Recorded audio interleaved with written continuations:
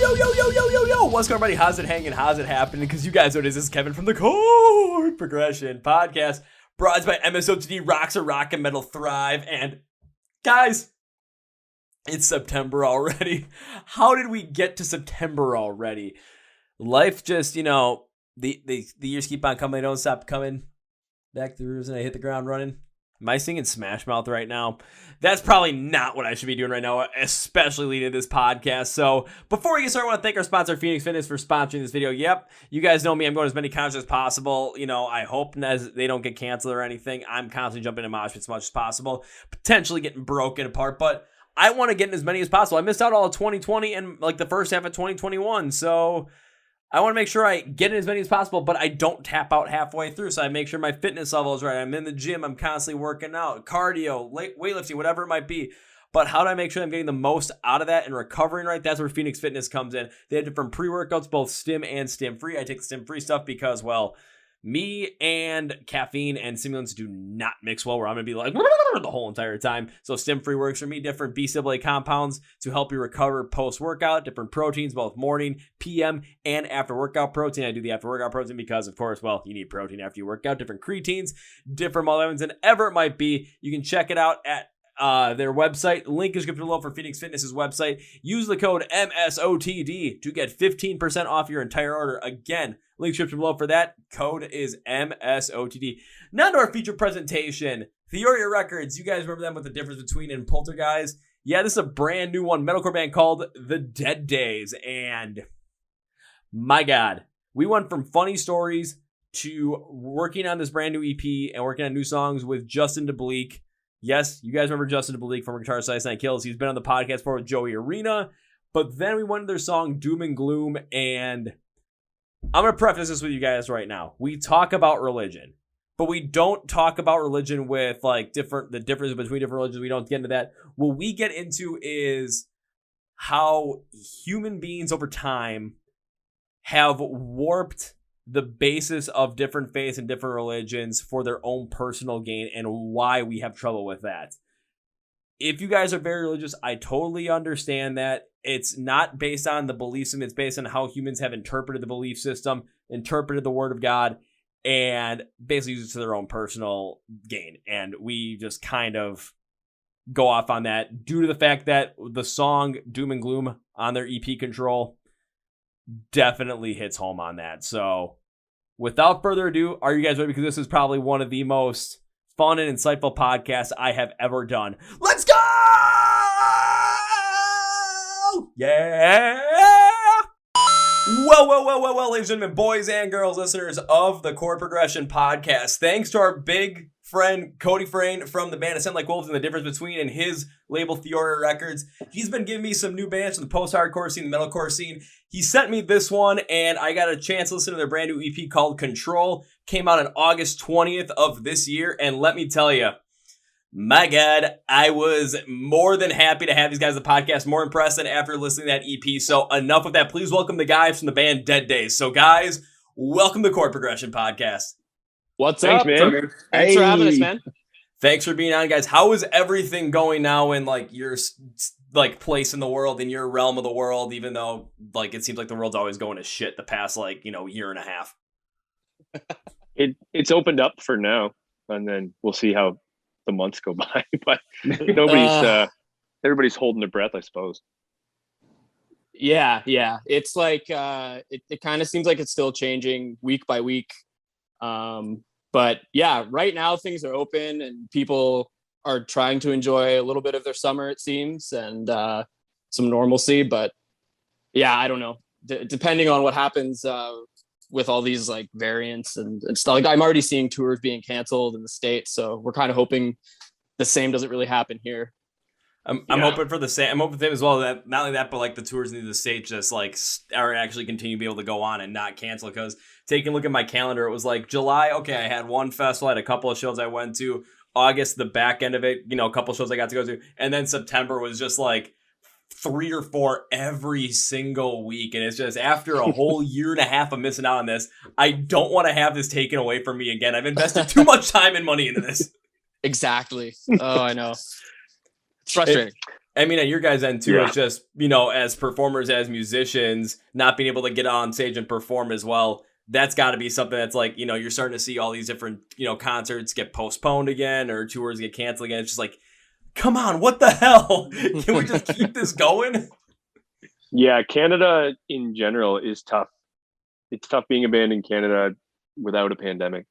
And like the shows are few and far between. Like your cities are, you're either driving like an hour away or you got to drive 6 hours or you got to drive 3 days to get to like the venue sometimes. And I don't know, it's tough that way. But like America, what was nice is it's all like you can play how many shows in what one state and still, you know, not feel like you're overcrowding your the fan base and everything. So that was the upside. I do miss playing shows in the US, but like Canada's, I still think we're quite a few months away from legit tours picking up all the time. I mean, I just hope that tours just are able to keep going and keep rolling because, again, not only for you guys to get back up on stage, do what you love, but then be able to play shows as much as possible, especially after a year and a half on the shelf and not take going out on tour for granted. Us as fans, we want to be in those shows. We want to be out there. Hell, every time I see a show that's going to be hard and heavy coming my way, I'm like, chance for a mosh pit? I'm in. Oh yeah, For sure, the good release, like, practically, right? Oh, absolutely. Yeah. That's why I love going to them. It's just the most intense thing ever where all of a sudden it's just, I could be in a bad mood. Next thing I know, I jump into a mosh pit. Some dude that's 275 pounds literally knocks the wind right out of me. And like, he picks him. He's like, you good? I'm like, okay, I'm good. And all of a sudden my mindset just turns on. It's just like, okay, I'm locked in. I'm going to have myself a good ass time. And then things just get wild. My nose almost gets broken. You know, I get giant cuts above my eye, black eyes, all over the place, just battered, bruised, whatever it might be. But I always leave the show no matter what injuries I have, with a smile on my face. Absolutely. I mean, like with music, there's a reason why we're all old dudes, man. Like we're all over 30, I assume, right? Yep. Yeah. Okay. And we're still playing music, and you know, we were supposed to play our first show April 2020, right? Or May. I can't remember now. Yeah, I think it was May. It was like And that right got before posted to like October, and then that one got canned. Yeah. So technically, we haven't even played our first show as Dead Days. Like a few of us are in other bands or have been in other bands and have like toured and played a bunch of shows. But as of late, we as a band haven't even played our debut show. So we're really, really ready to get up. Yeah, itching to get these songs to people. It's really weird to just listen to the tunes and not actually have played them yet. It's crazy. See, that's the thing that completely baffles me at the fact that one thing is the fact you guys have never played together on stage in a live setting before.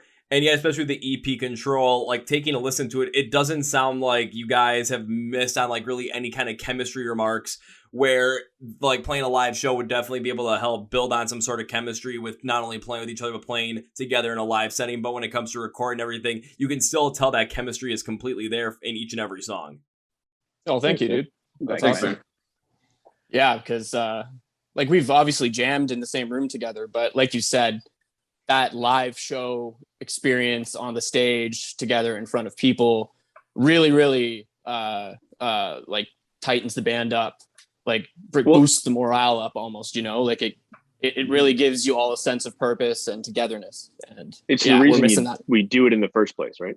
Right. Yeah. Like before recording was so readily available, like back in the day it was reversed. Like you could play 100 shows, you could play for 2 years and never release anything and still have a name and still do things. Now you have to have like 2 EPs, a full length, and Marketing probably team.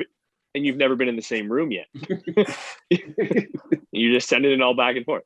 And that's kind of like how we've had to do the Control, like our newest song Control, and this whole thing has just been remote as of right now. Like we've like Adam said, we jammed and you know, we've played together. We know it is. It's funny enough, we've all played together in other bands. This is just like an amalgamation of like essentially all the people that, well, mostly me and our guitar player Ty, just pulled from people that we've known for years and play in the scene, and now we've come together, but we've never actually played a show.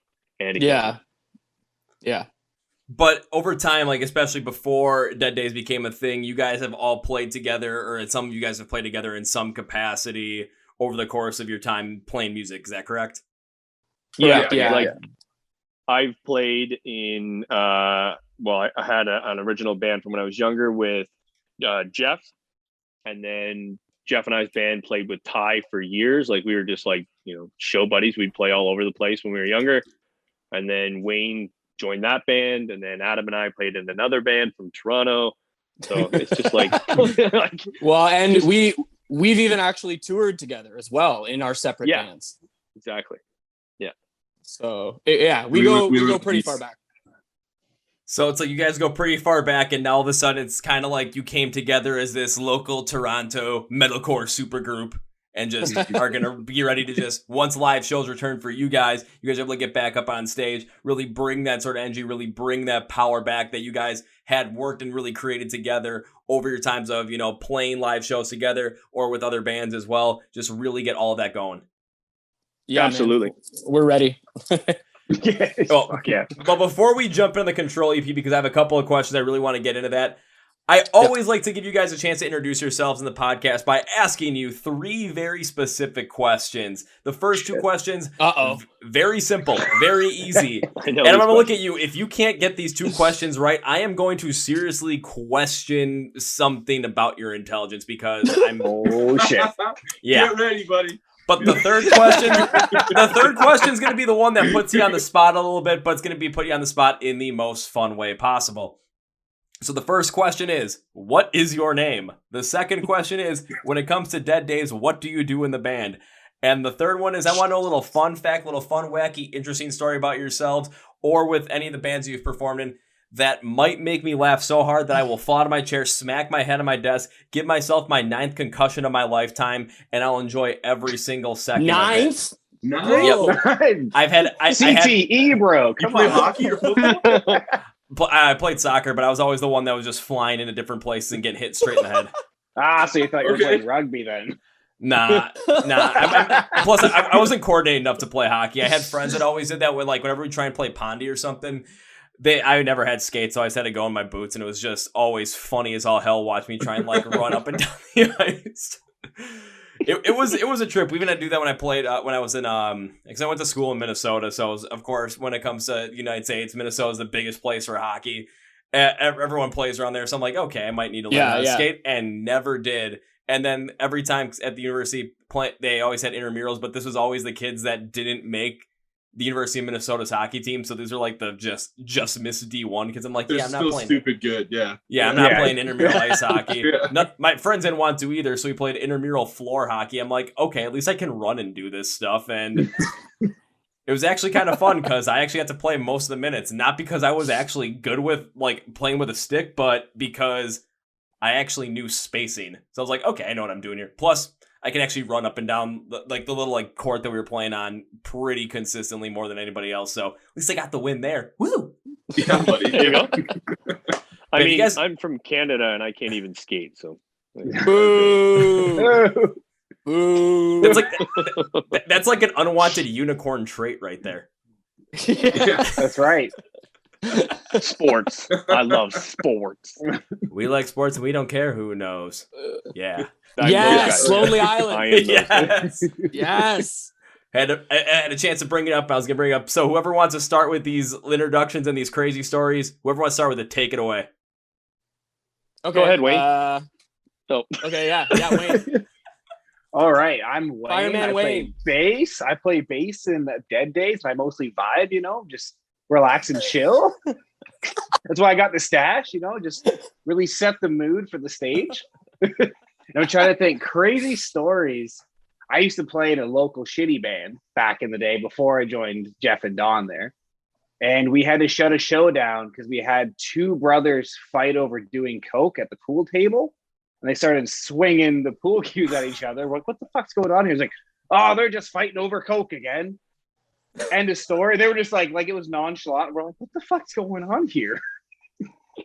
Like they only had a little bit left and they were fighting over the last bit of it? No, one wasn't supposed to do the other guys, but he did it. You did my coke. And we're like, this is like a fucking Tuesday at 7 right? Like just average day. Like it wasn't like a Saturday night there party. It was just like, hey, it's Tuesday Coke night.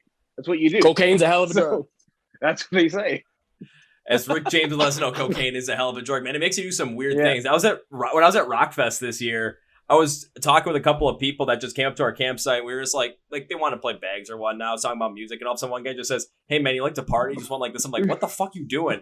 Pulls out a little bag of Coke. He's like, "You want some Coke?" I just looked at him like, nah, man, I'm good. Not my scene, bro. I think I might have also had a concussion at that point too. I'm not sure if that happened on Friday or Saturday because we tried getting a mosh pit started for Bad Omens and just security kind of like clamped down on that real quickly. But in the 15 seconds, nice. I got smacked straight in the head. And I'm just like, well, yep, that's number 8. No, I got smacked by somebody in the pit. I'm just like, okay, now I gotta. Like, my thought process was, okay, now I'm pretty sure I'm concussed, but I gotta keep going. Like this, like I missed this. I'm not missing out on this. And as we keep going, all of a sudden I get wrapped by security, and I'm like, oh, you gotta be kidding me! I look at the guy that wrapped me up, and it was the same guy that did the exact same thing to me during Memphis May Fire. He's like, you again? And I look at him like, me again? And then he stands next to me the whole entire rest of the show. I'm just like, motherfucker. But at least like, okay, my head's got a little bit of time to relax, but then. Man, yeah, you got to be careful. Next concussion could be trouble for you, dude. You party too hard, dude. 12 total? Like, I'm going for lucky number 14. Whenever I play soccer, that's the number that's on my back. So lucky number 14 it is. Right. I got 6 more left. 6 more. Wait, yeah, 6 more. Yeah. Okay, I'll go Adam, next, okay, I guess. My name is Adam. I play drums in Dead Days, and there's probably a few fucked up show or tour stories that I could share with you, but I'll cut it to this single one. Back in 2015, I was in this band from Montreal, and we were on tour in the States with Bermuda and 2x4. And we were way out in California, and we were in an RV, like a really old RV.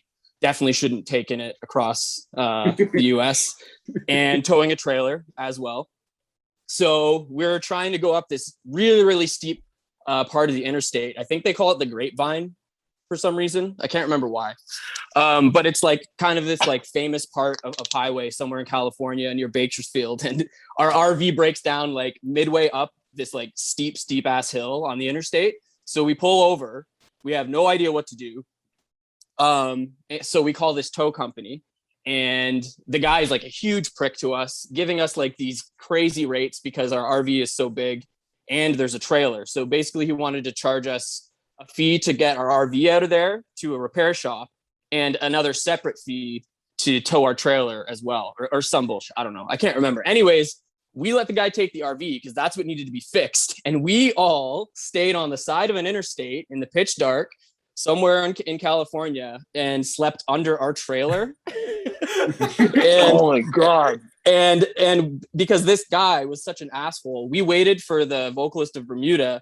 He was so nice. He left his trailer at his house because they're from California, luckily.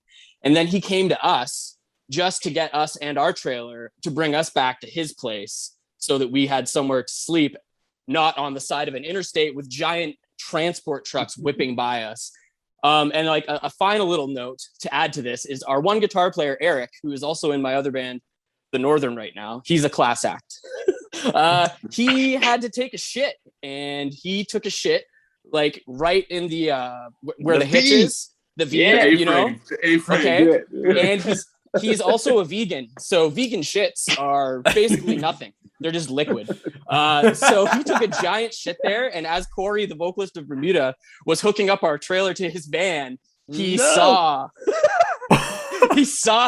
this pile of shit and fucking puked. I'm not even kidding. He just puked right there and was like, "What the fuck is wrong with you guys? Get in the van!" And then we just took off. All right, I got 2 things to say about that. One is shout out to Corey from Bermuda for being such a great guy, helping you guys out in a tough situation. And second, yeah, you'd be, Adam, I'm not sure if you're going to be surprised with this, but this is not the only time I've heard a story of a band breaking down and a band member having to take a shit in the median of an interstate. If it's happened to you, it happened to the Sleepwaker. See, it happened to Spirit Breaker, but when I interviewed Sleepwaker, I interviewed their bassist who used to be in Spirit Breaker. His name's Aaron. Aaron from Sleep Breaker told me the story of when he was in Spirit Breaker, and then I had Spirit Breaker on, and they told me the story first person.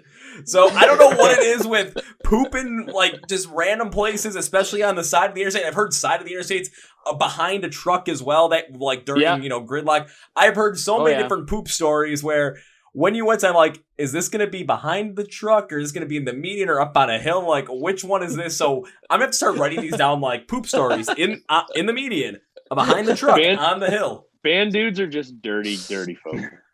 They're terrible, terrible people. Hey man, sometimes when you got to shit, you just got to go.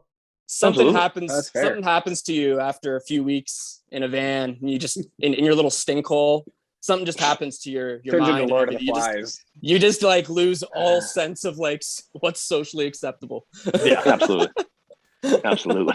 All right, before we continue, guys, just to give you a little bit of a fair warning, there is a thunderstorm rolling through my area right now. So for some reason, this gets disconnected because you're seeing the lights flicker. But oh shit, yeah, I'm still having Wi-Fi. So if something just cuts out, just give me like 5 minutes afterwards. I hope not, but if it does happen when I edit the podcast, you'll hear like a mother beep, and then we'll just get right back into it. So just fair warning. Okay, all right.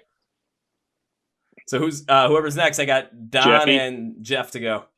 Cool. So I'm Jeff. I play guitar in Dead Days, and I don't know if it's like a funny story or just more of like a strange venue story. In Don and I's old band was like winter in Canada, like maybe like February, and we played it in Sarnia, Ontario, which would have been like an hour and a bit from us.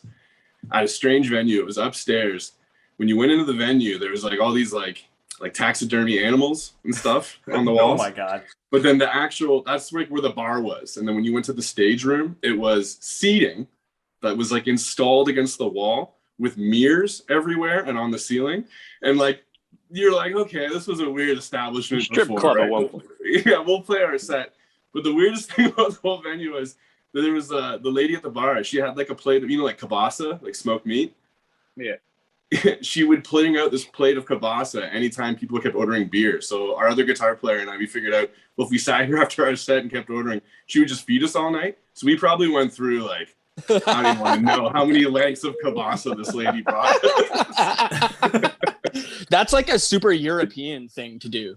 Yeah, like I don't like it was serve smoked meats and beer. Yeah, she was like, you buy the beer, the kielbasa's on the house. Like, interesting. It's a deal. So you guys got to go over to Europe then and just like really take part in the custom that is smoked meat. I'd be down with that. I would be down with that. But if you really want to get a freaky venue story going for potentially for you guys self, come to Milwaukee, come play a show at the Rave where the venue is supposedly haunted because a janitor died there and a kid died in the swimming pool back when it was like a social club kind of thing.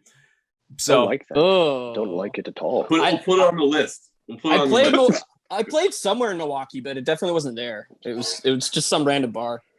I mean, I'm trying to think of like where that could have been because it could have been maybe Turner Hall, could have been X-Ray Arcade. I don't know. It could have been a couple of places. Arcade sounds fun. Oh, That'd be sick. I've got to go to the venue for the first time like back in July after like a long time forgetting what it was like, and I'm like I was supposed to go see Bad Omens and 1000 Below there. And I looked right before, like, this was right as the pandemic hit. I was supposed to see him on March 15th, 2020, and they canceled the show 2 days before. I'm like, motherfucker! I went to the venue, looked at him like, how the hell was Bad Omens supposed to perform here? This place can maybe hold like 300, 350 people. Cool, and it's just concrete. It's concrete walls on the side, too. So I'm just like, definitely body parts would have gotten broken during that show, and I would have been all for it. I would have come back like with my shoulder like this, just like what happened? I think it's separated, but whatever. Worth it. Pop it back into the wall and smash it against it and figure it out. Just go all like Mel Gibson and Riggs Lethal Weapon. Riggs from Lethal Weapon, yeah. just hope to God it pops back in. And when it pops back in, be like, shit. You can go back in the pit. Give me a shot of tequila, and I'm there. Yeah. Way you do it. That's the way it is. All right, Don, you're the last one. Usually. Funny. Well, my name's Don. I am the screamer, unclean, whatever you want to call it, vocalist for Dead Days. And my story's kind of, it's like a mix of cool and funny.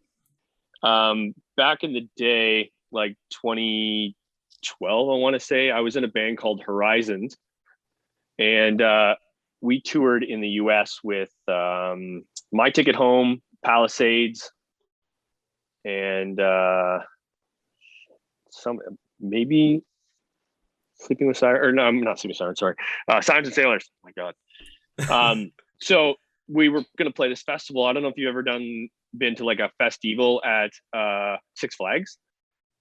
So they put up a huge, I know what you're like talking they put about. up, yeah, you know what I mean? Like, it's just like a big festival. So the festival was like, what's Ronnie Radke's band now? What's Falling that in band called? Reverse. Falling in Reverse was one of the headliners. Was that You know, was he had everyone from the mic stand incident? Yeah, that was there. That was that day. Yeah. Oh, no way. Taken. Saw him get taken. So, anyways, you saw that happen? yeah, we were standing after this. I didn't know that. We were standing side when he threw it off. What? Holy Yeah, shit. dude. Oh wow. I've never talked to someone that's actually at that show when he threw the mic stand, but Yeah, and the cops came for him. Yeah, they were. So the way the story started for us was, so there was 2 stages. There was a main stage with like, everyone from We Came as Romans, Icy Stars, those guys. So like a stacked venue. And, that's one side of the park. And then our band was going to be headlining the kind of like the kids side of the park, just a smaller stage. And, so anyways, we get there in the morning. Some of the bands had kind of started up, and, they gave us very strict rules. There's no swearing. Like, it's a kids park, right? Like, families do not swear in front of anybody. So we're like, okay, cool. Like, that's easy to go. We can deal with that. So we're standing there and we're loading our gear in, getting everything ready. And then out of nowhere, the next band starts up, and it's like a hardcore band. And it's just, fuck, what's up, motherfuckers? Let's fucking go. Yeah. And they're just lighting up. And we all just stood and stared like, oh, shit. And then the security rushed on the stage. They're like, no, you guys are done. They pulled the mic. They're like, the stage is cut shut sound? down. Yeah, they cut sound. We were the last band to go on. These guys were right before us. So they're like, you guys are done. So we're like, what are we supposed to do? We just drove 6 hours out of our way. They're like, we're not paying you. We're not doing anything. You guys are done. This venue, or like this stage is shut down. We're like, well, what the hell? So anyways, we're pissed. We're doing our thing. Our bass player, Boris, big good looking Dutch guy, decided he's like, I'm not happy with that. I'm gonna go find Gonna go shake him down. yeah, he was gonna go find the guy that put the show on. So he finds him and he starts talking to him, and it's going really good. He's smiling. The guy's like, yeah, sure, okay. So I'm like, comes walking over. I go, what just happened? He goes, so like, to preface this, the band was managed by guitar player by Icy Stars at the time, and they were on the other side. So we had talked to him, and he was basically like, hey, Icy Stars has a whatever minute set, 25-minute set or something. We're going to give you 2 songs. Come play the main stage right before us. You can use all of our gear. And then we were like, holy shit, that's the coolest thing in the entire world. Yeah, that's sick. No. So we moved all of our stuff over there, and we were just like, we're stressed to our neck. Like, we're about to go on in like 5 minutes. We're running across the entire place. We had to carry all of our guitars through the park with like kids running by us. And we get on, we played 2 songs, and it was amazing. There had to have been like 3,000 people, probably the biggest show I've ever played. That was all nice. But as soon as Icy Stars got on, like 30 seconds into the first song, their fucking computer drops. So all backtracks, everything gone. Oh, and they were fucking pissed. They're a backtrack heavy band too. So yeah, all backtracks. Yeah. So that led to some technical difficulties. By the end, they were able to play 2 songs, and those dudes fucking hated us. Oh wow. The band was not stoked. So not that that's overly funny. I mean, other than the hardcore guy ruining everything and swearing, like, there had to have been 5-year-olds, a sea of 5-year-olds, like, just enjoying life with this like heavy music, and then, what's up, motherfucker? What's up, you little shits? And the whole place just stopped. Like, those moments where everything goes silent. You're like, oh, fuck. That was one of those moments. At this moment, but it ended up being he cool. fucked up. Well, to credit to the guitarists for IC Stars for letting you guys play 2 songs on the main stage or like in their set. That is really cool of them, so that you guys did get a little bit of that action. And it sucks that their computer dropped, knowing how heavy of a backtrack band they are when it comes to playing live. Nothing against them, is just when it comes to a lot of the little different programmings they have in their songs, you kind of have to have those backtracks in there to really make sure that those live songs really still pop with the way you're expecting them to. So I totally understand that. I totally understand them getting pissed though when their computer drops 30 seconds into the fucking set. We felt so bad, man. So bad. But let's all go back to the guy who literally screams in front of 5-year-olds, "What's up, motherfucker? Are you ready to fucking go?" Because that's the guy that you guys got to look at, be like, well, this all started when that happened. Your fault. What band was it? So that's my story. It was a band that I know, but I can't remember the name. Like Terror or something? No, oh, man. I want to they sound like they're like a Madball style band. Yeah.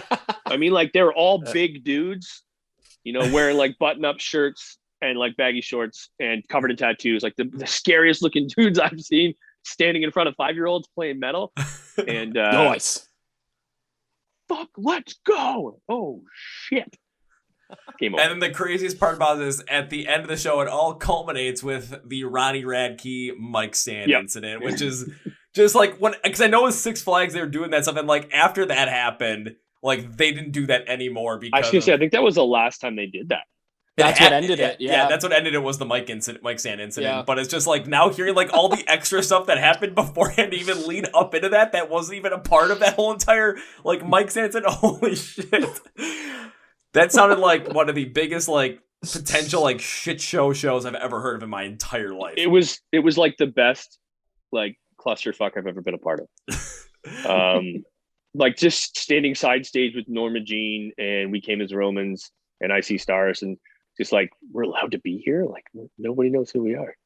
And it was fucking amazing. It was probably the coolest thing I've ever been a part of. So that was inside in. But the very end, Ronnie had just thrown the mic, shit at the fan. We loaded out and we went to one of the gas bars that was like right across the street that was packed full of kids getting drinks and food, and like you do after a late night show. Mm-hmm. And the bass player and their guitar player was standing in front of us in line, and they're just like back and forth like, fuck man, I can't believe you did that. Like the cops are fucking chasing me. I was like, oh man, this is the craziest shit that's ever happened. Well, now it's like if you take a look on anywhere online, like Instagram or Twitter, all of a sudden you see Ronnie Radke just like post up. It's like, oh, you think that I can't do anything like this? Here, hold my mic stand. I got this. Like he just plays it off now. Like he plays it off like as part of his whole entire lore, his whole entire persona. And I'm not gonna lie, it actually works out really well to his advantage. So for sure it does. Yeah. It's kind of like sure. at the moment it was not the smartest thing to do, but how it all turned out where. Because I know the person he hit in the face with the stands, he paid for all the medical bills and everything because, well, you kind of did that. So what else? Like you kind of have to do that. But then on top of it, just kind of using it as a catalyst for certain things where, definitely this was a stupid moment. But during those stupid moments, you got to have some fun with it because what's life if you take it too seriously? For sure. Any press is press, bud. No, absolutely. But now I really want to jump into your brand new EP again. For everyone that has not checked it out yet, it's called Control. And when I was looking through some of the little like press release that Cody sent me, one thing specifically caught my eye because I saw that you worked on songs during the 2020 shutdown with none other than Justin deBlieck, former guitarist for Ice Nine Kills. So is this true? And what was that like? Because I've had him on the podcast before as well, and talking with him about like how he works to produce different things with different artists was just an absolutely mind-blowing concept. So I met Justin again in the same band, Horizons, back in the day. We toured with Ice Nine Kills and Plot and You and like Moss to Flames. And Justin was it was a good time. Justin was awesome. I'm not a very technical guy when it comes to all the music, right? Like I'm a vocalist, I don't even carry stuff into the venue. But he was always in the back, like his knowledge for everything is pretty cool. So I was always just back there like bugging the hell out of him, talking about his rig and like their backtracks, because we had backtracks, but we just went straight with an iPod or something, right? And he it was mind blowing to watch his stuff. So just talking to him and getting to know him for a while, and after that tour, I kind of just kept in touch with him here and there.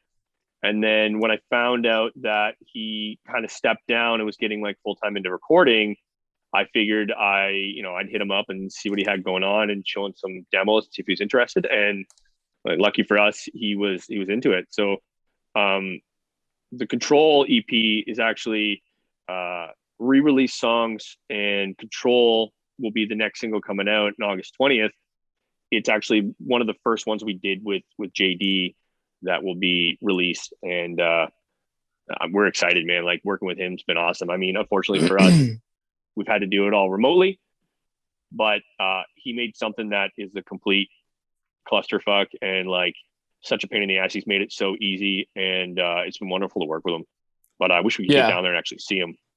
Yeah, for sure. Like the other songs on the Control EP, other than the song Control, we actually we recorded those with Lee Albrecht in Grand Rapids, who's done like pre-COVID Hollow Front, Sleepwaker. We did this 2 years ago to this day, actually. We started recording with him, popped up in my Facebook memories, so that's random. But yeah, so we did Doom and Gloom, Digital Dead, and Brightburn and Holy Water, and also Black Summer with Lee. So the other songs that we've done with JD, they're going to be coming out very soon as well. But yeah, we're stoked. We're stoked to get them out. Shit, now I have to be more excited to listen to those as well, because a lot of stuff that I've noticed with JD, because I know he worked on the latest Motionless in White album, Disguise, and going through that, seeing some of the intricacies that happened with that was absolutely incredible. But then seeing what he's done with a band like Outlier, and then Joey Rena with his synthwave side project, it's when I got to talk to him about that, it was just seeing just the certain intricacies that he brought in, and just the certain mindset that he has when it comes to producing and recording some of these things, and especially when it comes to a vocal setting, just really understanding how to bring out the proper emotion in the vocals that really relates to the meaning of the song, so that when you listen to that song, what ends up happening is you really feel what the passion behind it, and you really feel the emotion that you guys are trying to present through that song, so that when someone like me is listening to it and I'm trying to do a deep dive into it, I can hear the pain you're going through. I can hear like the happiness. I can hear the nostalgia. I can hear the anger. I can hear the depressive thoughts that are just like flowing through at that moment, and then be able to really understand that within my own mindset, and then articulate that in my mind so that I can relate to the song even better on my own. It's just being able to kind of work with someone that has a vision like that and has an idea like that, and can push you guys and can work with you guys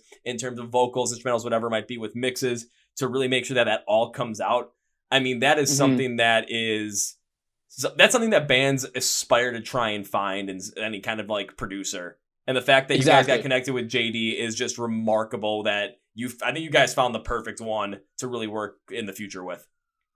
I think so. He's unreal. Like, some of the stuff that that he comes up with, just like spitballing stuff. Like it seems almost like effortless to him. It's just like, dude, what the fuck? How? So yeah, we're super grateful and stoked that he took us on, because like Don said, we're kind of like nobody. We're a really small band, and it's been a really cool experience working with him. And like Don said, hopefully we actually get to travel to him to actually see him for like the next batch of recordings and stuff like that, because it still has been very odd recording this way. Like, everything's over the internet, right? Like, it's very strange. It has been kind of cool though, like what we've been able to do just over the internet. Like, as a guitar player, Ty and I can write some songs and send JD our stems, and then he can listen to them, get the vibe that we're going for, and then he takes it to a whole nother level when he sends it back, his version of a demo, and you're like, oh shit, man, okay, cool. Like, as like a musician, it's really neat to see somebody take you know, what you've started to mold and make it even better. But then like as a fan of what he's done in his repertoire, it's another level of cool when he sends you something back and you're like, oh, this is really neat. This was mine, and now he's helped on it, and now it's ours, and this is a really special song. Yeah, so when the next batch of songs are, like, guys start working on recording them, hopefully, you know, restrictions are like nothing like they were, you know, pre-COVID, so that you guys can freely travel to go and see him, to go and work directly with him, so that you can really get that just full-on hands-on experience from working with JD, so that down when you're doing your vocals, you might have to do like, you know, a couple hundred takes on something, maybe, I don't know, but it's just going to be something where, you know, it's going to be the fact that JD's constantly pushing you to make sure that what you're trying to articulate in that song is what's coming out. And then for the rest of you guys, for you, Jeff, Wayne, and Adam, when it comes to just working with certain intricacies within whatever tuning you're working with, I mean, it could be really anything that you're trying to go for, but just the little tweaks that he might suggest, that he might make, because I know he, like, before he even played guitar, he was a drummer as well, so there's a lot of different intricacies that he knows his understands. stuff. Yeah. Yeah, he's a jack of all trades, that guy. Mm-hmm. Yeah, especially with the vocals. It's funny because so I've had to record my own vocals in, like, I built a booth here, and you know, I got the mic set up, I got everything I need, and like that's how we did Control. I just, you know, I'll record it and I'll send it to you. And I hate my own voice, so I'm so hard on myself.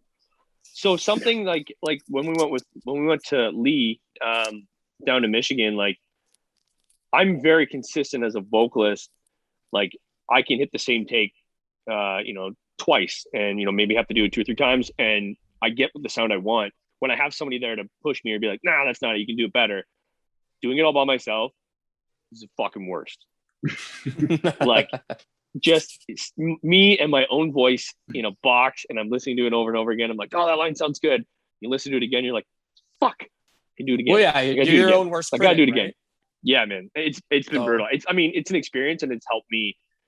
Like, even JD, like, it's helped me recording and getting better at, like, doing my own craft, and it's been the best practice. Like, I think my voice it sounds the best it ever has, and you know, that's saying a lot for a guy. I've been screaming for a long time, but like, it's never been consistent. It's not like I've been screaming, you know, touring band forever. It would be, you know, a year of vocals, and then I would be off. I wouldn't be in a band or wouldn't be doing something. And now with this, it's perfect. I can't wait to play shows. You know, everything just feels good, and it's exciting, and it's friggin' awesome.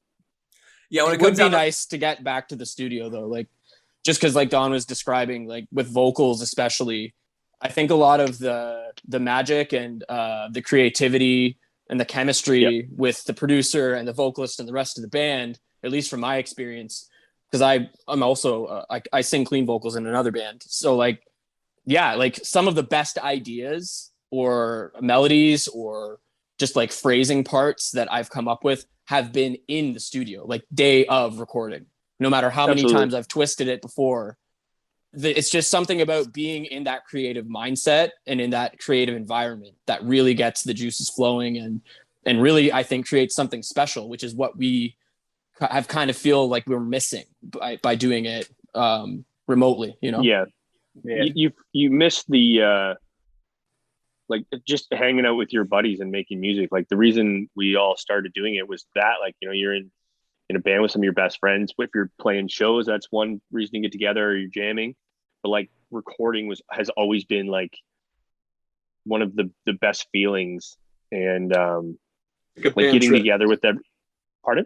It's like a band trip. You get to go together. Yeah. It's like, it's a vacation, but it's like, you know, you're paying a lot of money and you're doing all this, but it's like, it's one of those things that you don't think about. It's just what you do.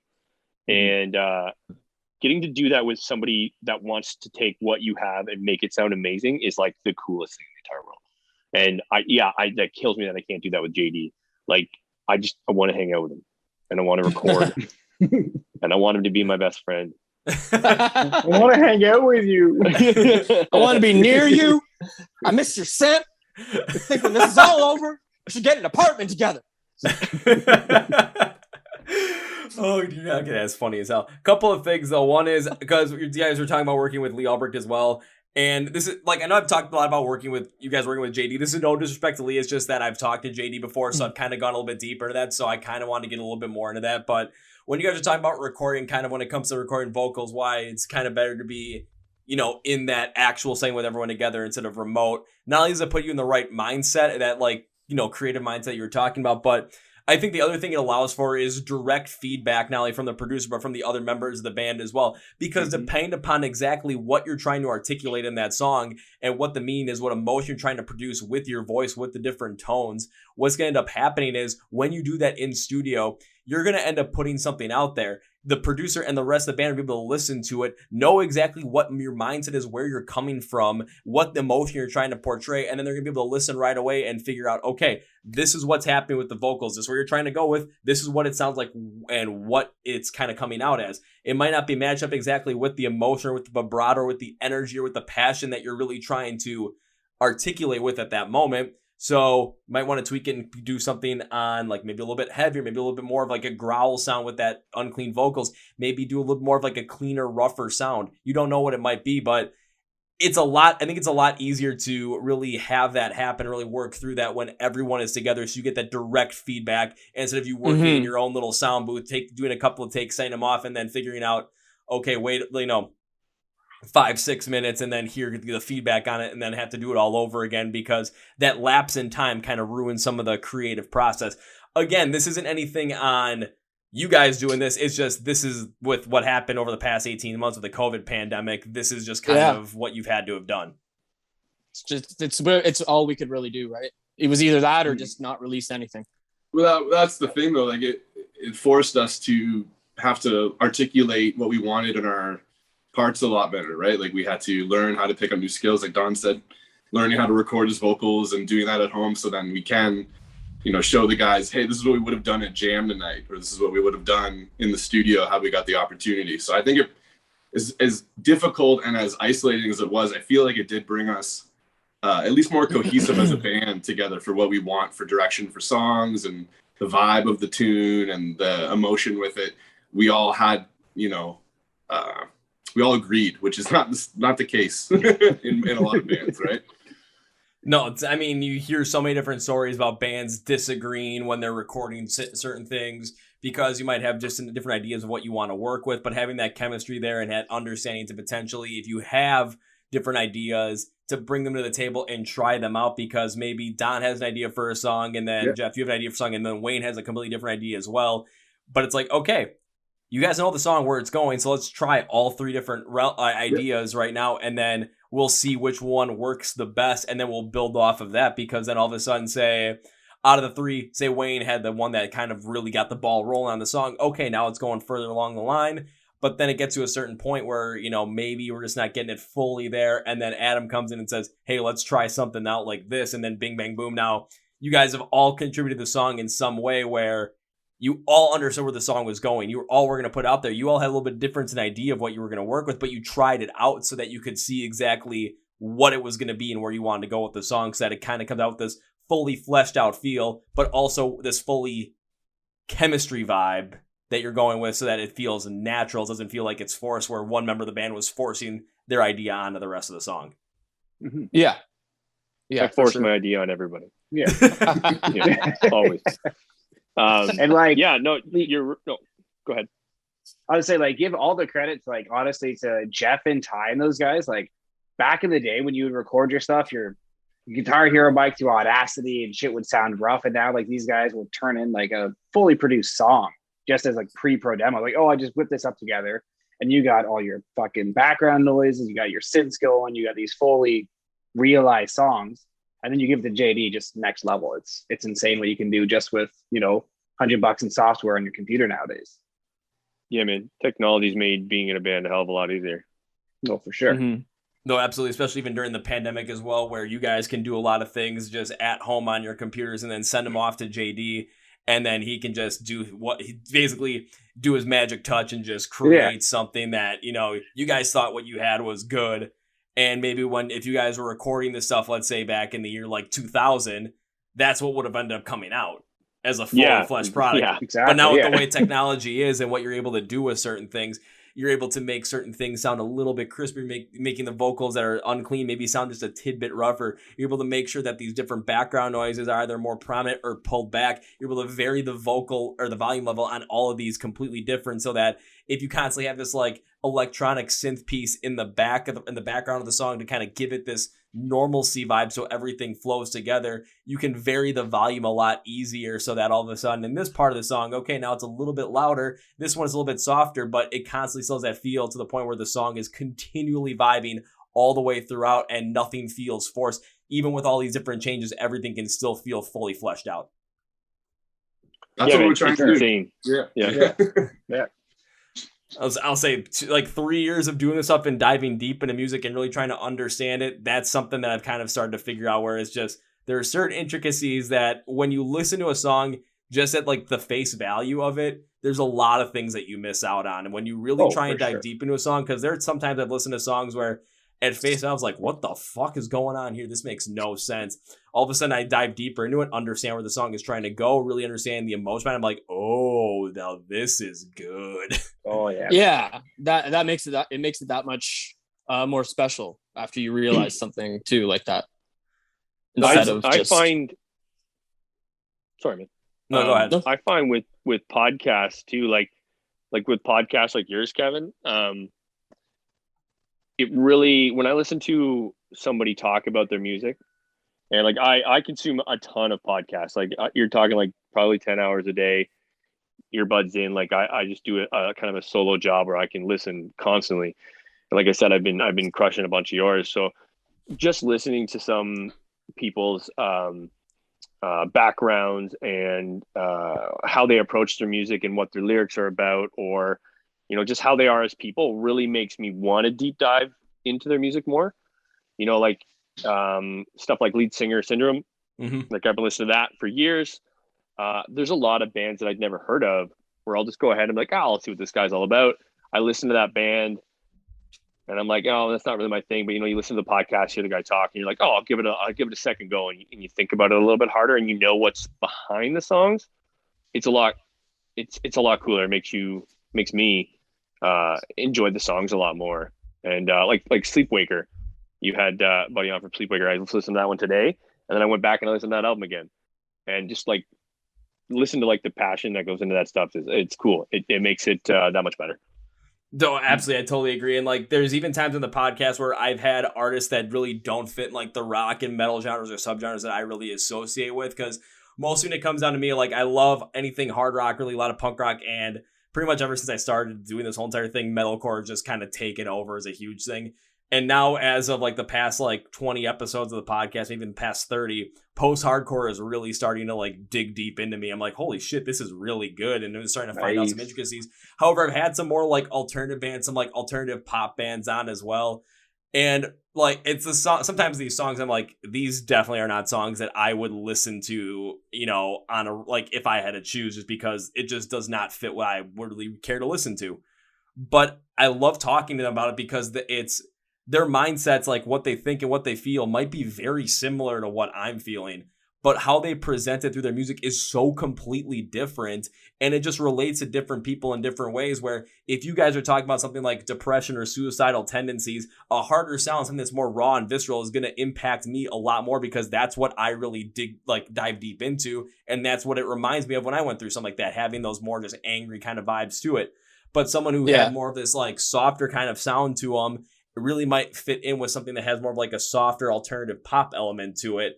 But the fact of the matter is the songs, it's just the emotion that's being brought out there is almost the same, but it's just how it's presented and how we connect with it is completely different. That's the beauty of music, honestly. Yeah. Oh, yeah, for sure. It's like when you listen to a super upbeat poppy song, but the lyrics are like absolutely depressing. Yeah, like, I love that. That's my jam. Like Bullet by Hollywood Undead. Sorry, what? Like Bullet by Hollywood Undead, because it's got such like an uppy beat, and it's all about like all about wanting to kill yourself. Yeah, or like there's this band I listen to sometimes. They're Spanish Love Songs. Oh yeah, is the band name.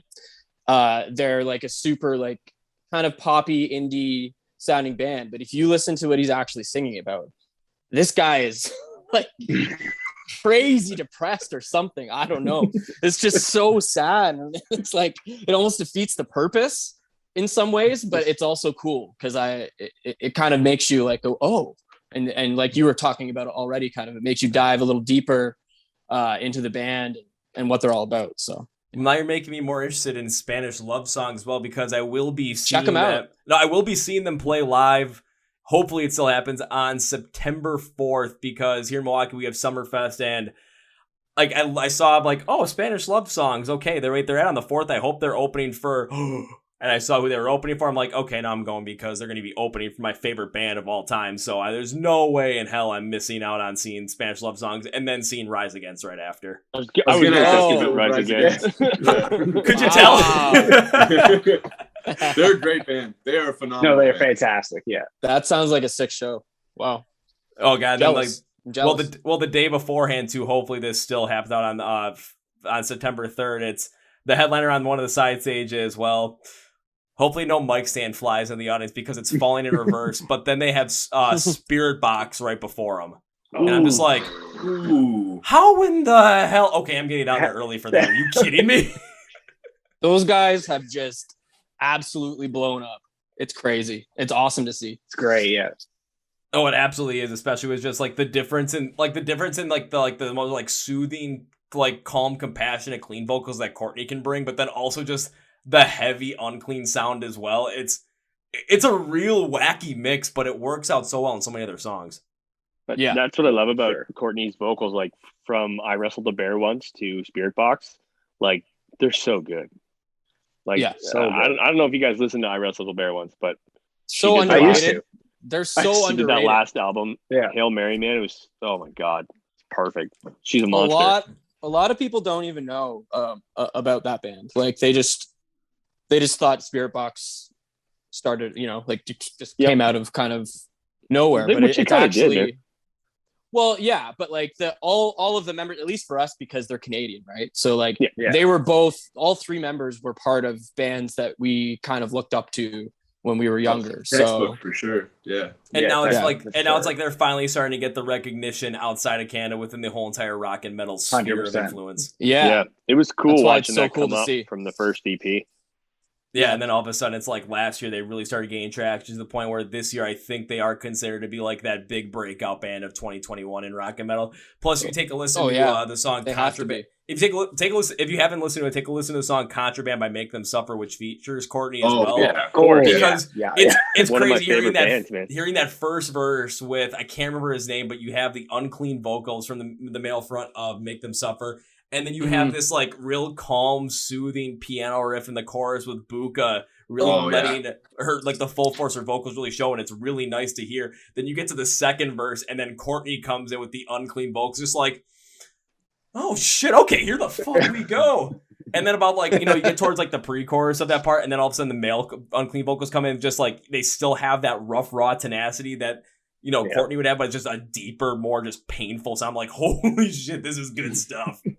They nailed that feature. Like they couldn't have picked anyone else, I don't think, to have done what Courtney did. So No, not to put like not to put those unclean vocals the way she did, and have them come out that are rather articulate for unclean vocals, but also really have this more rougher sound that felt like it came with a lot of ease to her as well. I don't think anyone could have brought the ease that she brought to that song.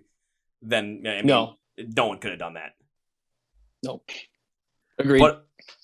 But enough about like trying to deep dive into some other people's songs. Let's deep dive into one of your songs, because that sounds like, an idea that we should do. And probably I was looking through my little list of notes of like 10 pages to really try and figure out which one I want to talk about. And I'm going to go with the last one on the EP called Doom and Gloom, because when I was taking a look at it, I think this is the one that I really felt the most close to and kind of related the most to.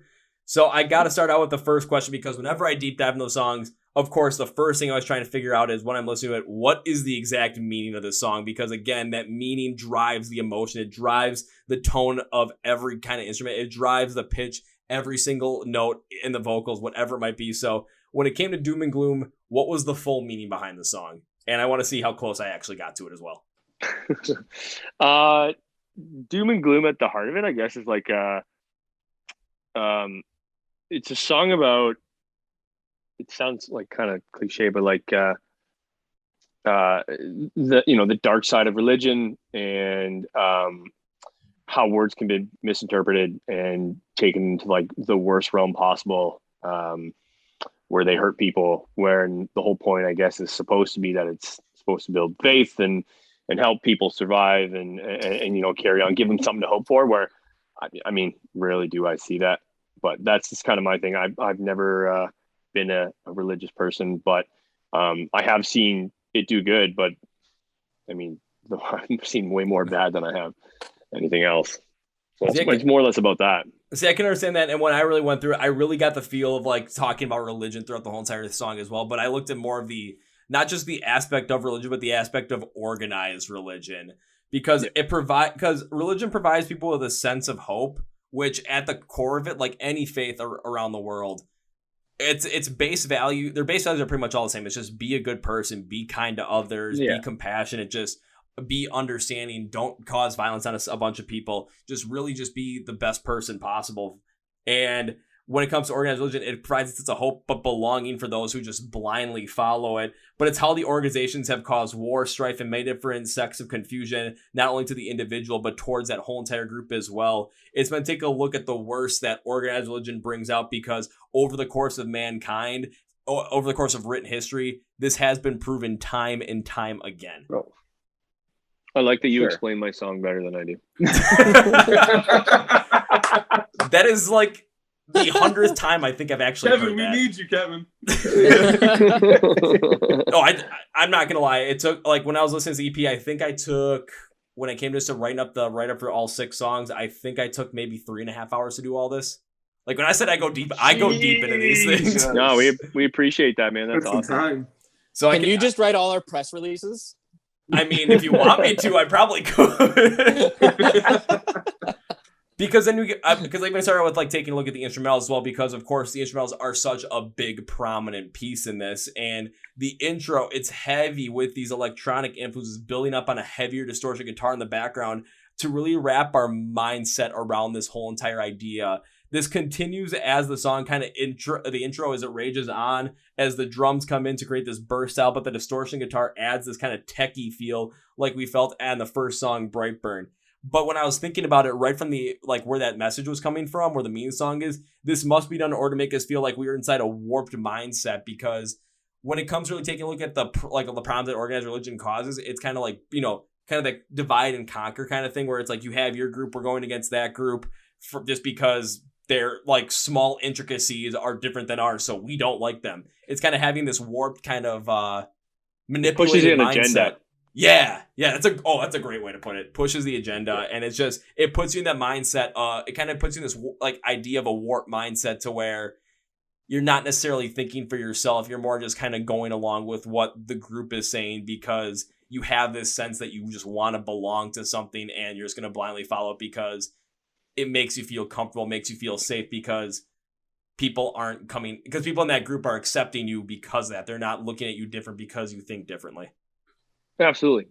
But to me, it's also that, but it's also taking really old words that should have been changed a long time ago and bending them to make them what you want.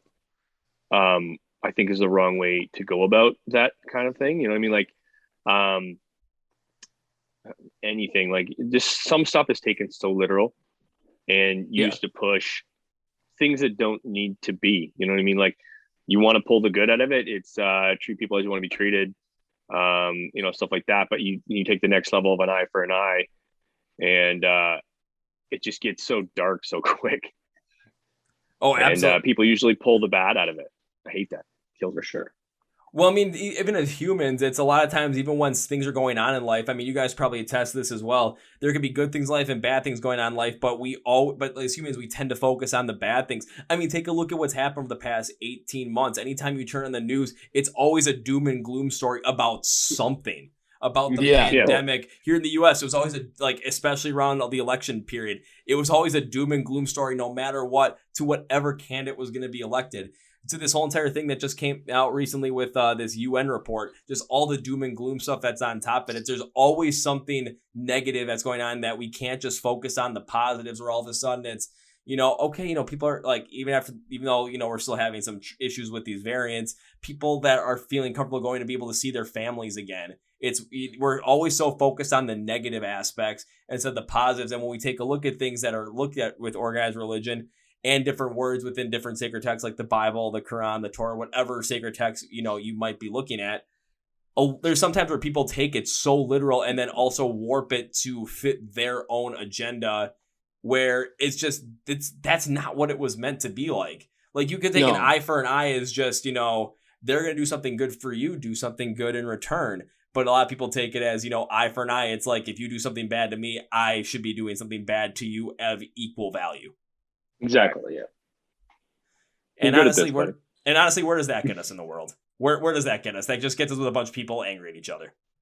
Yeah, exactly. For sure. And like in a lot of religions too, when anything happens that's like negative or like very bad, you don't usually hear anyone mention, oh, it's the work of God, blah blah blah. But like when anything positive happens, a lot of these Full credit, are just like, well, praise the Lord, like God works in mysterious ways. It's just like, okay, cool. and to everyone listening, if you are very religious, we understand that what we're talking about here is just how people take these different institutions, these different organizations within religion use it and take the words and twist them in a certain way so that they push their own certain agenda that doesn't necessarily follow the principles of whatever religion you're a part of, whether it might be Christianity, Judaism, Islam, Hinduism, Buddhism, Shintoism, whatever it might be. Yeah.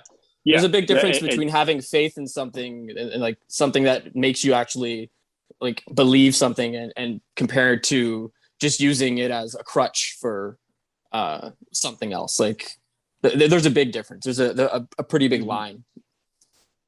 Oh, absolutely. Because I think it was about maybe like a week before we shot this. I actually was at the Wisconsin State Fair. I got to go see Skillet perform again, and them with a lot of their just Christian influence backing it. I always like seeing them perform because whenever they talk about this stuff, they're always talking about the positivity on it. Hell, I mean, John Cook went on a little bit of a rant where it was like, of course, with this pandemic and everything, but he was just kind of trying to take a look at the positives, the fact that people were actually here at a live show, seeing live music together once again. Even with even when the media is constantly pushing all these different things, trying to bias, it's like, we're all here together. And it's just kind of like, this is a good thing. It's like, thank God that we're here together after 18 months of this. It's like, again, taking a look at the positives of it and using the faith the way it's intended to. For sure. Absolutely. It's been interesting to hear. I'm sure you've been keeping up with everything like Under Oath's been doing. But it's been very interesting because I think I can speak for everyone in the band. It's like we all basically worshipped Under Oath back in the day when they were first coming out. We were all super into them, but they were also a very religious band. They would make it known, usually at live shows even. And I always thought that was kind of, that was the only thing that I was kind of like, oh, I love these guys, but it's kind of cringy. And now to see them flip-flop, well, not flip-flop, but like just have a very big change point of view and direction in their faith and in their lives because of whatever's happened between then and now. It's just really interesting to see how their perspectives completely changed. Yeah, because when they came out with their album in 2018 with the whole entire change in perspective, because I know people were divided on that album. I'm not going to lie. I really liked their 2018 album with, it was fantastic. But then it was like looking into really the reasons behind why they kind of just went the different route. And it wasn't anything that had to deal with the core beliefs of Christianity. It was, again, how different human beings have taken it and warped it to fit their own agendas and their own mindset so that they could push whatever they wanted to push onto people. Yeah. It's super interesting stuff. And I just wanted to write an angry song, so We'll even dump it a little bit further into the instrumentals because you get to the verses. Like, again, that guitar tone is kept with a higher consistent electronic, like kind of kept in tone with that higher consistent electronic piece that's kept over the entire thing with faster backing bursting drums. And I'm like, it keeps speaking to the distorted reality and warped mindset that we must have to just kind of like not just blindly follow faith, but specifically organized religion. So kind of keeps that warped mindset together to just not necessarily think for yourself, but always kind of have that like group think mentality and this kind of will to just be accepted because you're afraid to kind of go against the grain in a way. It's kind of like you just want to feel accepted by something. And if you're going to blindly follow something, that's one thing you easily could. And again, when it comes to the base of the faith, be a good person. Just, show compassion to your friends, show compassion to your family. The base is still there, but then again, it's when you get these human interpretation, these human distortions on top of it, which really flip everything and then just create this whole entire mess. This is kind of what you're going after with this distorted mindset, is when you get sucked into that human aspect of it where everything gets distorted and everything gets, interpreted for the sake of someone else's agenda. Yeah, I mean, I don't. Did we even intend for that? The beginning of it to be that way? We should have. We'd have to have Lee back on here. Yeah, like when we were writing with Lee, I think the overall vibe was we wanted like a really chaotic and like heavy, angry sounding song, and then A throwdown tune. It was like a quick, heavy banger, and then I think when we listened to it so much on the way home, it just, like Don's saying, it just fueled whatever kind of underlying anger messages or issues or shitty things you want to talk about. Like a lot of our songs, right? They're kind of like the touchy subjects, whether it be depression or anti-religion or something like that. It's something that I feel like you need that heavy backdrop for such a tight subject to be talked about. Yeah, you need that heavy backdrop because this is a heavy thing. This is something It's a heavy topic. Yeah, this is a heavy topic. Not only the fact that it's going to look at so many different people and affect so many different people on such an impactful thing, but this is something that's impacted the history throughout pretty much ever since human history existed. I mean, a lot of different things in history have been based on religion. Kind of like the Dark Ages was based on how people got really ingrained in faith, and then science took a backseat because, especially after the fall of the Roman Empire, that's what people latched onto, and it just ended up happening. The Middle Ages happened, the Crusades, the Protestants coming over to America for religious freedom, just are so many different ideas that really just changed the course of history because of religion. So you need that heavier song, a little bit more of a chaotic backing in there to really hit home on how deeply rooted this could potentially be within not only people, but human history as a whole. Because when you get to like what I thought was the pre-chorus, you get this long melodic, heavier guitar chord. It's hit as the drums then really work to fill out the second half, like really chaotically. But then I quickly realized this is actually the chorus of the song, and it happened so quick. I was not expecting it at all. But honestly, I like this because it's this quick, forcible call out here. The longer you drag it on, the more those people that are so heavily on the organized side of things and so heavily like ingrained in that, they kind of sink in their mindset. The call out on that has to be quick, so they don't necessarily have time to really process it through their mind, through a mindset to the point where they're processing it to defend it. To if you hit them real quick, it's like they got to understand at that moment. So that's where the chaos comes in within the instrumentals and the chorus, and that's why I really like the inclusion of that part. Right. Thanks, man. You're good at this, Kevin. I like it. Dude, it's really cool that you can take things like that from a song that like you never heard of us before Cody hit you up. So it's really cool that you can really like get that from like however many listens. It's awesome.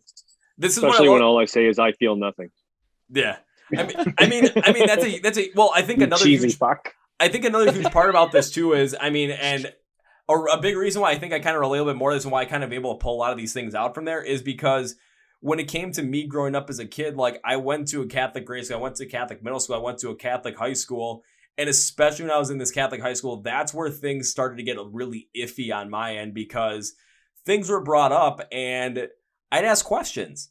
Just because I was curious, all of a sudden it's like, okay, this doesn't necessarily make sense. And a lot of the theology teachers, not all of them, but a good amount of them would kind of get on my case for just questioning this stuff.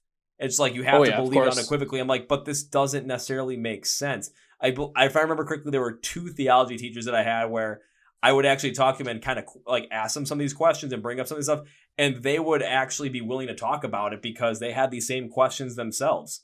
So I'm like, oh man, this is cool. But God, there was one time I had to take this. I was a junior in high school. I had to take this morality and ethics class, which they kind of forced on us. And there were 3 classes where we did this thing where, okay, we have this topic. If you're on one side of the topic, go to this one side of the room. If you're on this side of the topic, go to this side of the room. And it was all different, like religious, theological based ideas. And on a lot of them, I would go over to the side of the room that the school sister that was teaching the class was not on. And a lot of people were not on that side. And it wasn't something like I kind of wanted to do that. And I only had to force myself to do that once. And then when I was like, okay, let's talk about it. I was trying to talk to have them understand where I was coming from, where they were trying to talk to me to kind of like be like, no, you're wrong. You have to come over and like be on our side. And I start questioning things, just start kind of like not necessarily picking apart their arguments, but like just trying to figure out exactly why they thought the way they did. I was supposed to have detention during all 3 classes because of it. But my homeroom so teacher, like they'd set you up in like almost like mock debates, pretty much, yeah, like debate teams or something. Yeah. Huh. That's weird. Yep, and I got certain attention all 3 of those classes, but my homeroom teacher, he told me I didn't have to go to the first one. After the second one, he's like, I'm not gonna make you go to the second one, but if you guys are doing this one more time in class, I'm gonna come and sit in and actually watch this happen. And he came in, he sat down, and for the whole entire class, he just saw me just like ask. It was in that class. I didn't even like make a point. I just was asking questions. And it wasn't to deconstruct an argument. As you should. It wasn't to deconstruct their points. Everything. It wasn't to deconstruct their points either. It was just to understand why they thought the way they did, and where they were coming from. And it was just me asking questions. They got people got so angry. All of a sudden, like the school teacher was like, "And you're gonna have detention after this." And my homeroom teacher, as I'm walking through, he's like, "Yeah." After I saw that, yeah. Anytime she gives you detention, just it'll come to my desk. You ain't gonna serve it. I'm like, people don't like being questioned, man. No, and it's the same thing politically, especially here in America, where it's like if you're on one side or the other, you could be so divided where people just don't want to ask questions. People don't want to be questioned. People don't want to have their ideas challenged. They want to be right all the time. When you get into political arguments, people aren't trying to, talk to understand. People are trying to talk to win that argument to be right. Where, I mean, when it comes to me talking about music, if we have different ideas about music, whatever it might be, I'm always just looking to understand certain things. That's all I want to do. My best friend and I, politically, we are pretty much very opposite, 2 opposite ends of the spectrum. But we're still best friends because when we talk about this stuff, I just want to know where he's coming from. I want to know his ideas. And then we do conversations are more interesting. Yeah, because all of a sudden it's sometimes he'll challenge me on a couple of things, but it's always to get me to think about where my thought process is. It's not to get me to be like, oh, I'm right. It's like, no, I just want to know exactly why you think this, and he'll bring up certain points. All of a sudden now it's going to challenge my thinking. I'll do the same to him, but at the end of the day, we usually after some of these conversations, we'll crack open a beer, cheers, and yeah, we'll leave it at that. The way it should be. Absolutely the way it should be. The way it should be. And then when it comes to Doom Gloom, finishing out my instrumental part, it's like, because you get after that second heavier verse in that chorus, the electronic piece comes back in for this like solo bridge transition into the breakdown, which is fast, bursting, and also focused on the vocals as well. And it's not the craziest thing I heard in the world, but the mix is great to make the vocals really stand out, which I can explain in the vocal section breakdown of this song, if you guys want. Because that's also another piece I have here as well. Nice. All right, let me finish this Gatorade because I'm going to be talking a little bit. Toss that off to the side. I hope it landed somewhere. So, when it comes to Doom and Gloom, the vocals, when you get to the verse of the song, Don, you use this like heavier style of unclean vocals that vary in pace over that more distorted guitar that I hadn't really heard you use on this like EP as a whole. But it has more of this anger and pain behind it, that this feeling that, you're portraying is absolutely genuine, but it's more deep-seated and rooted than like any of the other songs, because especially when it comes to feelings about religion or organized religion, a lot of the times we are, brought up with those from birth, because whatever your parents believe in, that's what they're going to bring you up with when it comes to a theological backing. My parents, my mom was Catholic, my dad was Lutheran, my mom's side of the family was more religious, so me and my brother, we grew up Catholic. That's just the way it was. And kind of like when you really struggled, and it's like you kind of bring out this like feeling of just like this more deep-seated thing that you're struggling when you're younger and you question it. And again, when it comes to tone, especially with the stories I just told, this is where I fully relate to this song, because the emotion of the vocals really hit home with kind of the questions that I was asking when I was in high school, and then the response I was getting, and the feeling from getting those responses. Like, well, why isn't anyone answering these questions? Why are people just telling me this ain't the way? Just, this is it. Just do this. It's like, but why? It's just an angry thing when you're always just getting, just kind of like the do as we say, like mantra. Yeah, absolutely. And it's the song is just, it was, you know what? It was like a perfect, when we were recording it, I don't know, like you said, like that one sounds vocally just a little bit different than the rest. I think it's just because it was such a, like I was feeling it in the booth, like the very end breakdown, like this just kept, we kind of wrote some of that stuff on the spot. Like Adam said, like that's the kind of stuff that just comes out when you're just working on it. Like we went down there, I had the song written, but the breaking down more and more, especially with the vocals getting lower and lower, that we just did on the spot. And that you can definitely hear that, just the anger coming out in it. It was pretty cool. No, absolutely. And then you get to that chorus, the vocals, you had a little bit more of this, like a little bit more of a cleaner style compared to the verses that build on that heavier, rougher tone, but then ended with the giant I Feel Nothing was nothing short of a great move, because it sets the tone of the song towards being in that culture and just having a different mindset to where everyone's following along with what's being said, and you have this different mindset of, but why? You're questioning, you're wanting to know potentially the reasoning behind this, and everyone's so focused on just doing as whatever the organization says, and you're wondering why. It's just being in that different mindset. It speaks a lot to saying up for yourself and not blindly following something that man has mostly created out of something that was supposed to be divine, helpful, inspiring, and kind of a code to live by through life. Yeah, exactly. And then also you get to the breakdown vocals, and you take that I Feel Nothing and really keep giving that force behind it and really kind of forcing that towards you. But it's the genuineness of that heavy tone, which is the key, especially over that breakdown. This is the part of the song that really made this believable to me. And when, again, going to go back to even like, I know that this was a Lee produced song, but going back to something that I talked about when I had JD on the podcast, when it comes to listening to vocals, working with vocals, tracking it, it's okay, I hear it, but do I believe it? Like, do I believe what you're trying to say at this moment? And in the breakdown, the tone and the genuineness of the heaviness, when you just yell, I feel nothing, it made the song believable right at that moment without question. Thanks, man. I appreciate that.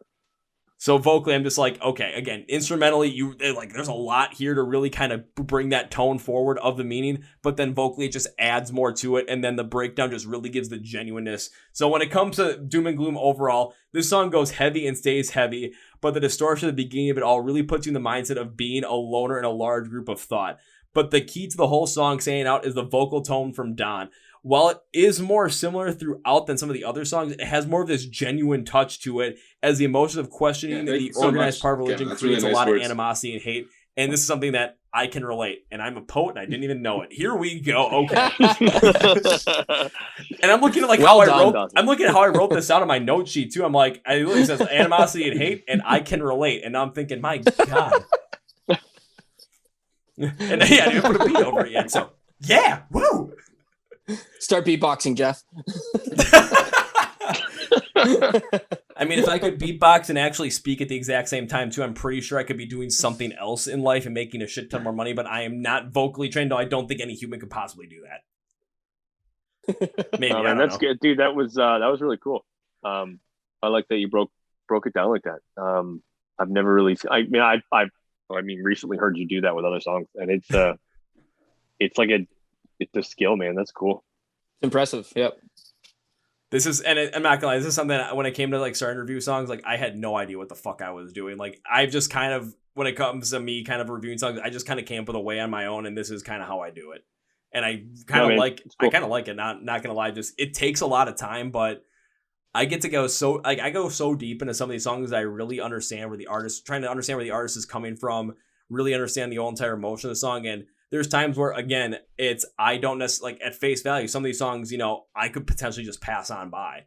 But then when I really dive deep into them, I get to really understand, because when it comes to Doom and Gloom, had I not gone that deep into the meaning of the song and really tried to understand it, I probably wouldn't have connected with the song nearly as much, because it's something that I can relate to, going to a Catholic high school and questioning these things in terms of why this organized religion really follows some of these certain things, why they go above and beyond to really follow the flow of, this interpretation of this passage in the Bible, and asking why, and then getting that, just like, oh, do as we say kind of thing, Now I'm bringing up some little bit of anger, animosity, because I'm not getting my questions answered. I'm just told to follow along, and really understanding where that's coming from to relate that to my mindset, hearing it come out here, especially after understanding the meaning. It just brings the song so much more full circle and really makes it much more of a powerful and honestly just incredible listen throughout.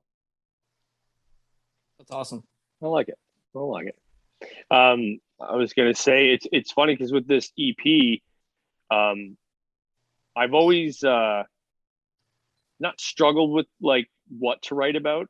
I mean, there's so many things, but the EP was a little more vague on what I was writing about, and like some of the songs are, like that one's a very straightforward one, I guess, if you wanted to look at it. But like some of them are just like, emotional songs like Inner Turmoil, like Digital Dead, coming to terms with essentially getting old and everybody relying on electronics. And, we all grew up in the age of, dial telephones and dial up internet, like that's what that song's about. But I like Control is probably the first time I've dove really deep into like a pressing matter that, has affected me and other people that we know. And that's why I'm so excited for people to hear Control.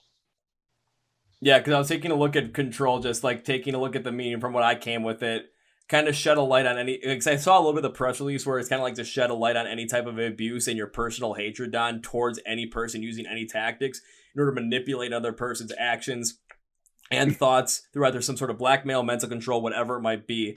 It's this unwavering, forcible call out towards basically dismantling any of that type of control. Yeah, that's like, there's no way around it. That's that one's a very like, it's near and dear to my heart what it's about, and it's an angry tune. It's a straight up love letter to dickheads. But it's like if you're gonna have so much passion against something like that, you're gonna have to be a heavy, angry tune. It's not gonna be something where you can put like a nice, like happy spin on it, because if you do that, It's gonna end up getting like, you're gonna end up getting mixed messages and misconstrued. Like you take a look at again like Bullet by Hollywood Undead, where it's like definitely like a doom and gloom song, but it has that like real happy tone to it overall. But thinking about it, it's when you're at times when you're in that like, you just kind of want to end it, and you finally make a decision to end it. There's like this like little blissful period that happens when you finally come to peace before something actually happens. And I can actually like, I can relate to that one too, because I've gone through stuff like that before as well. And at times when I've, there was a time in 2017 when I tried something like that, and there was a little bit of a blissful moment understanding that, there was certain pains in my life that could potentially just come to an end. It was kind of nice.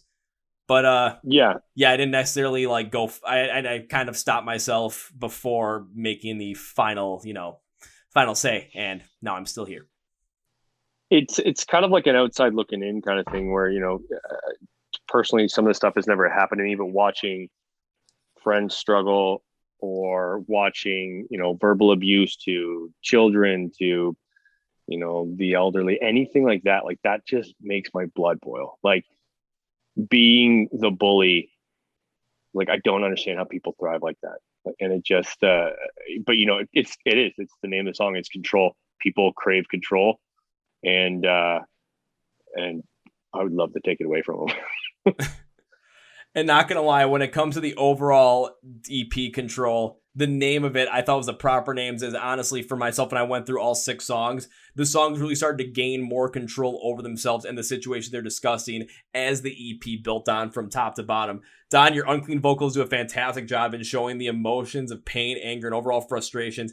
And some of you, like the cleaner but still rougher, like Sam Carter from Architects like vocals, really are used to show more of the emotion and the realization aspects of it. However, in my mind, sometimes if you would have mixed in some cleaner vocals in there, it could really have made like more of this full-fledged thought, because using some clean vocals to use different tones, it could have worked out a little bit more just to make some of these songs a little more complete. That's in my mind, though. That's how my mind works. Going so heavier on a lot of these ones still makes a lot of sense, though, to really bring out a lot of that, again, pain, anger, kind of this like disdain for certain things in life to really come fully out there. The instrumentals are heavy and really fitting well with the metalcore style. But honestly, in my opinion, they really stand out when this added distortion really comes to help build off onto that heavier style, like on Digital Dead and like on Doom and Gloom. So Not gonna lie, if everyone listening to this podcast, if you're gonna listen to the Control EP, for the love of God, please do this. Don't skip any song. Listen to it from top to bottom, 1 through 6, and really start to immerse yourself into it, because you're gonna start feeling, these songs taking more control over the situation you're talking about as each song goes on, and you're really gonna get an understanding of what's going on in these songs when you're taking a look at different things when it comes to problems that you have with organized religion, different questions you might have when it comes to taking a look at life and so many of the harsher realities we face, like the world isn't consistent, this world isn't an innocent, full, happy, wonderful thing like we saw in Holy Water. Digital Dead, where you're talking about like this genuine human connection being lost because now we're getting older and everything seems to be digital. Everything seems to be on our phone. It's not like when we were younger growing up and we could basically talk to people, and we had to talk to people either through like over the phone, but you're still hearing their voice, still hearing that tone, or actually talk to them face to face. So people would rather just like focus in on their phone and just text or swipe right.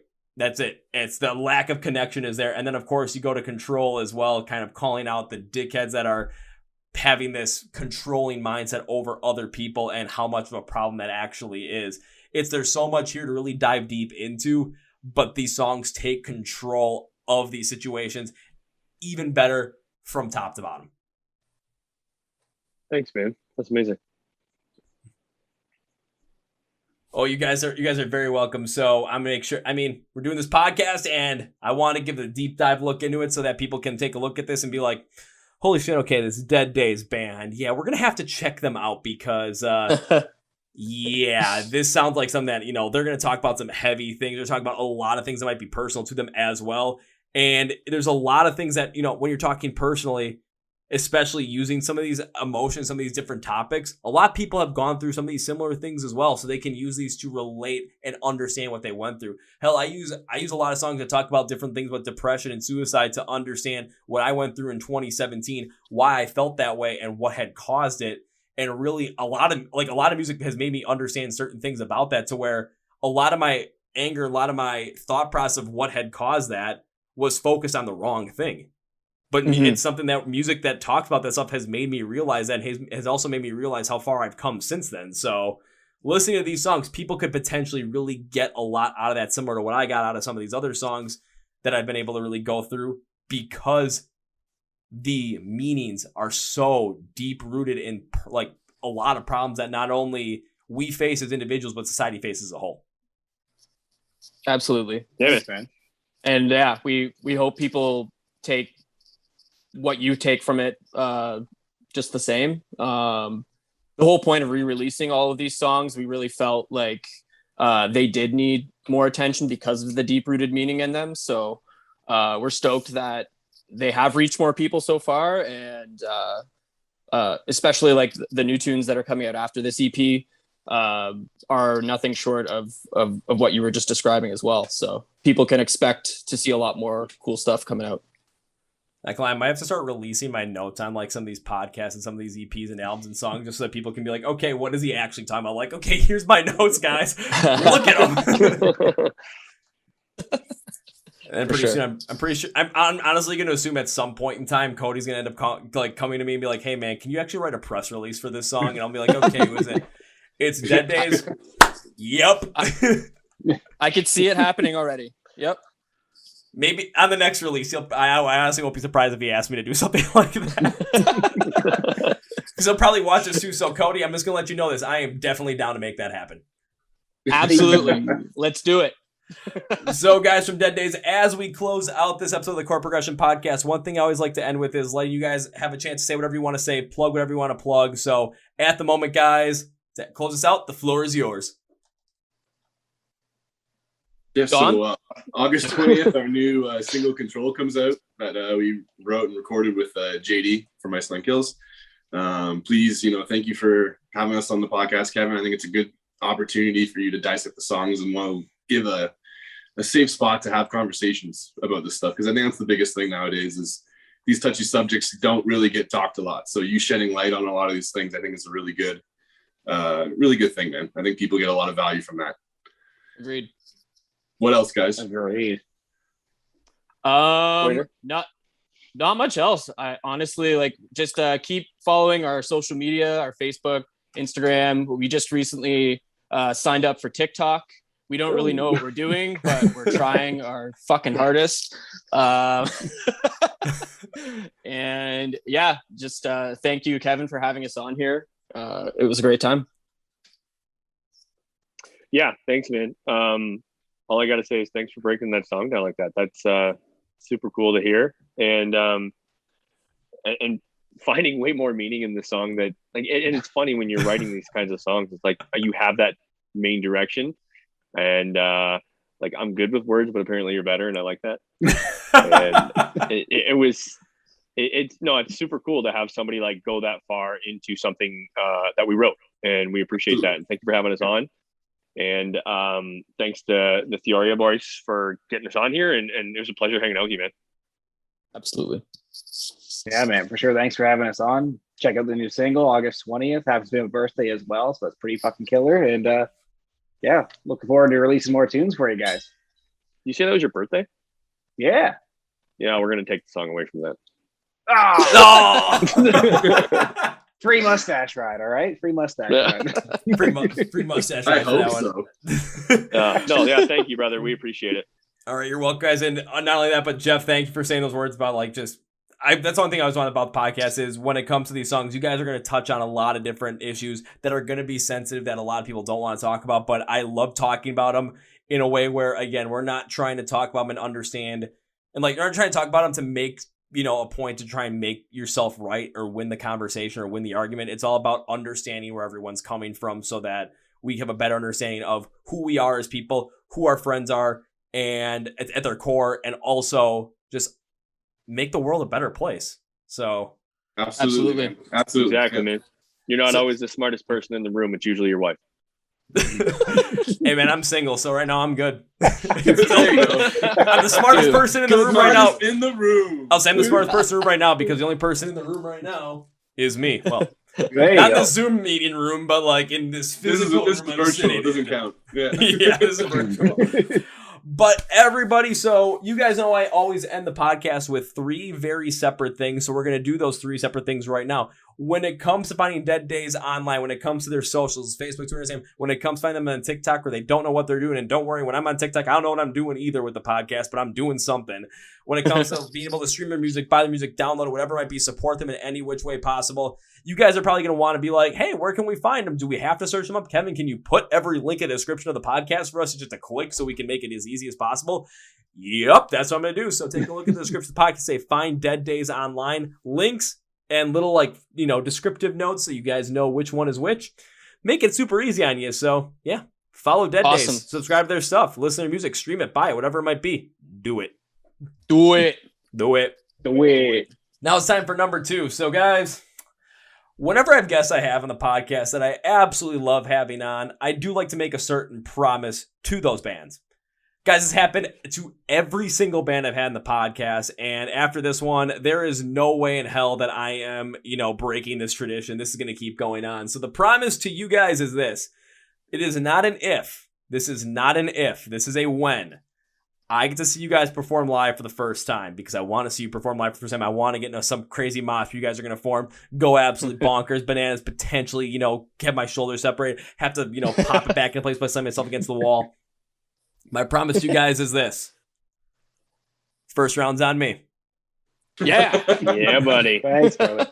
Sounds good, man. Hell yeah. It sounds good. So on that note, Adam, Don, Jeff, Wayne, I cannot in all good conscience end this podcast goodbye because this was absolutely incredible. I'd love to have you guys on again. And if Cody is still listening to this, the next time they release music, if you need someone to write a press release for it, just let me know because I'm totally down for it. So even with that Kevin's your promise as man. well, I cannot end this podcast goodbye because that just does not seem right. So I'll end the podcast by saying this. See you later, guys. See you, bud. See you, bud. dude. See you Thanks for later, having bud. us. Whoa, folks, this is my interview with Adam, Jeff, Wayne, and Don from the band Dead Days. Again, their brand new EP, Control, is out now, so go check it out with the new song Control and 5 re-release tracks that you're going to want to check out that go deep into a lot of different thoughts. We talk about a lot of them, especially Doom and Gloom, so really go dive deep into that track and really take a deep look into the meaning, because this is really where it comes down. I want to thank guys for being on the podcast. Be sure to check them out on all their socials, all of their streaming stuff, anything you can like, share, subscribe, listen to their music, buy their music, download their music, support these guys. Link description below. Same thing with MSOT Rocks and the Chord Progression podcast. If you're new here, welcome. If you're a returner, thanks for coming back and thanks for listening. Be sure to subscribe to the MSOD Rocks YouTube channel, because that's where you can watch the Chord Progression podcast videos, or you can listen to the podcast Spotify, Apple Podcasts, and iHeart Radio. Please remember to like MSOT Rocks on Facebook, Twitter, and Instagram. Also check us out on TikTok with the Chord Progression podcast, because, well, we just kind of take the funny stories that people tell us and kind of put them in there, for funsies. Let's see what else is there.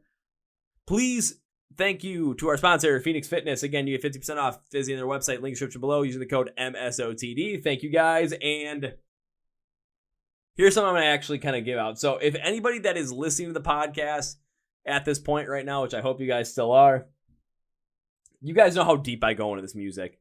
I told the guys from Dead Days that the next song they come out with, if they need someone to write a press review for them or a press release for them, boom, let me know, because I'm totally down for it. As a matter of fact, any band that has been on the podcast, if you want me, because of how deep I go into some of these songs, and you guys know me, how deep I go into some of these songs, if you want me to do a press release for one of your new songs that's coming out, if you want me to write up something for that before it's released, let me know. I'll be more than happy to do that for you guys, because you guys are honestly making this podcast. The bands that are on these podcasts are making these podcasts as incredible as they are, by allowing me to talk to them and be open with their music and really diving deep into them. And the other people that are making this podcast are you, the fans, because you guys are listening, you guys are loving this stuff, and I just want to thank you guys. So, yes, thank you. So that's going to be it for me, guys. Thank you very much for listening to the Chord Progression podcast. President MSOD Rocks or Rock and Metal Thrive. My name is Kevin, and you guys know how I end every single one of the big, healthy, and hearty. See ya!